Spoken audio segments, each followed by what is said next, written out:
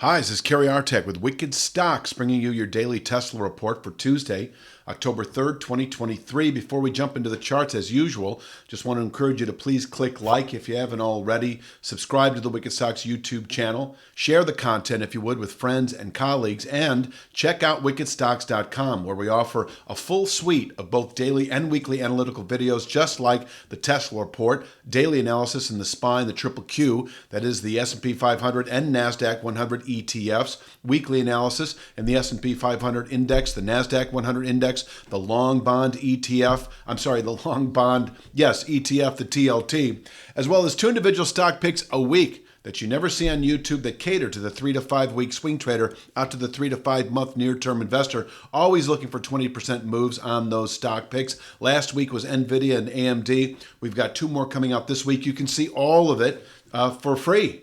Because we offer a 5-day free trial. So if you sign up for wickedstocks.com, we don't charge you until your 6th day. So you can check everything out for 5 full days. And if you don't like what you see, you can bow out at no cost to you whatsoever. So on with the charts. Start with the big picture, work our way into the day itself. Just a reminder that a few months ago, we came off this channel top that is now at 321.93. At the time mentioning that given the fact that we're not closing above that formation on a weekly basis, you should allow for a 1 to 2 month downside retracement to the channel base that is presently at 237.66.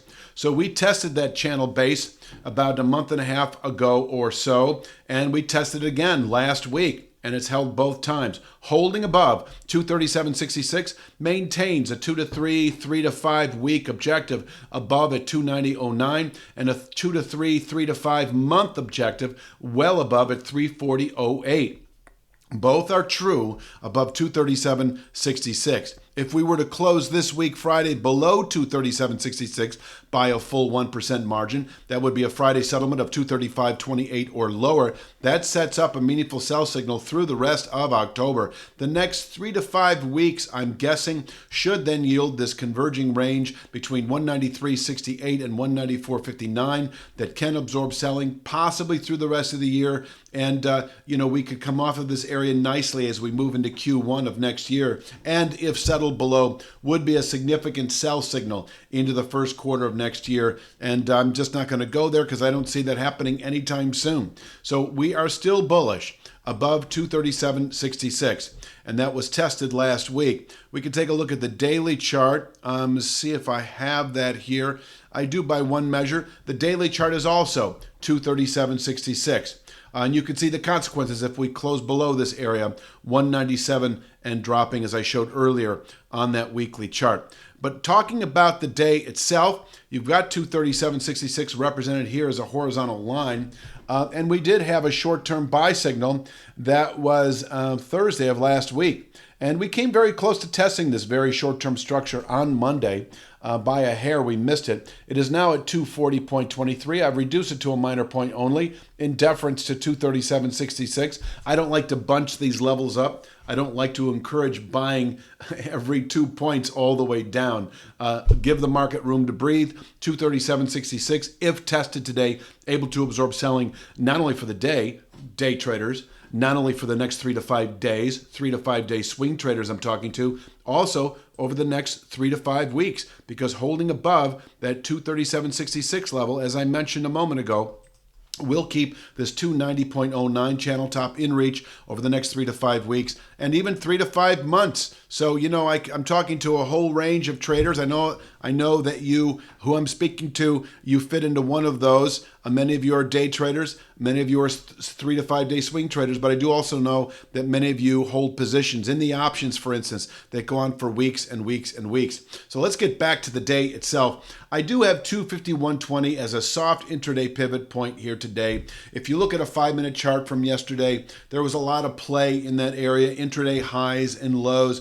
I don't want to get hung up on that level, but I do think aggressive day traders can make use of it. Above which this still targeted 256.74 to 57.15 region is in reach today. It's been an objective actually since we put out that low from last Wednesday, Thursday, Friday. Last Wednesday. And we tested that long-term channel support. It's been a target since that low was put in.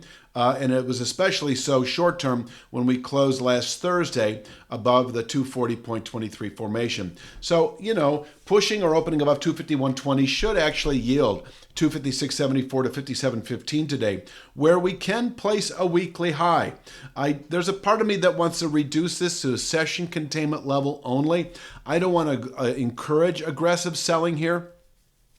Because of the fact we just came off of long-term support, but we could possibly top out here through the rest of the week, and from here within several days fall back to 237.66. So I'm going to keep it as a 3-star resistance, but just know that this market is prone to violate it. I don't know about today, but over the next week or so, because this area is narrowing at a pretty aggressive pace. So if we close above 257.15, that is our first meaningful buy signal to the upside following the testing last week of that 237.66 long-term channel bottom.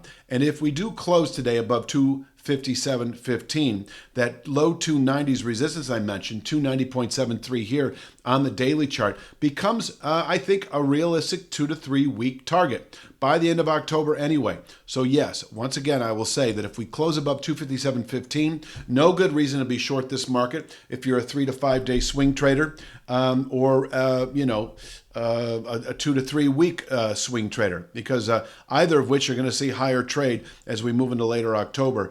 Closing above, I got to fix my, does that do it? Yeah, I'm fixing, I don't know if you can see what I'm doing, but I just noticed that the charts are off just a little bit, and I'm recentering everything, spending 15 seconds doing that. So here we are.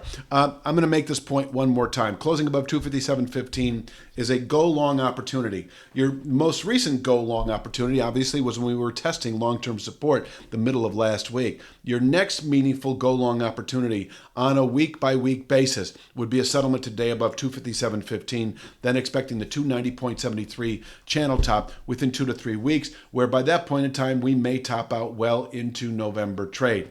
And if we were to close above, as I said earlier, above 290.73, which is actually 290.09 on the weekly chart, then I'd say possibly within 3 to 5 weeks, probably the better part of 2 months, we reach this rising 340.08 channel top, which we actually, that wasn't the formation that actually held. It was this formation, very similar construct, but using different points. Anyway, let's talk last thing. We're pushing 8 minutes here. And I don't want to spend really any time on it other than to say that if we do close today below 237.66, I would not expect 197 within the week. But what I do think is possible is 217.58, which is the high of the low from August. There's a gap in there as well. I think that's realistic within 3 to 5 days. And then assuming we then close the week below 237.66, yes, the 190s in reach within a matter of 3 to 5 weeks, where we could bottom out through the rest of the year. And so if we were to close below 237.66, even on a daily basis, it should be by a 1% margin, though. I would wait for that 235.28 level, even on an intra-week basis. No good reason, if you have a long position, if you're a 3 to 5 day swing trader holding out for the 257.15 level, or you're a 3 to 5 week swing trader, holding out for this 290 area, either of which I would recommend liquidating that long position, maybe out of the money calls, maybe your long Tesla itself, and then consider playing the short side aggressively. And that could mean, if we're looking at this weekly chart, just reaching for some 195 out of the money puts that don't expire for at least a couple of months. It's not going to take that long, but you don't want to lose all your premium by time decay on your way down. That is all I'm going to say for Tuesday's Tesla. Please click like, share, subscribe, and check out wickedstocks.com. You have a great evening.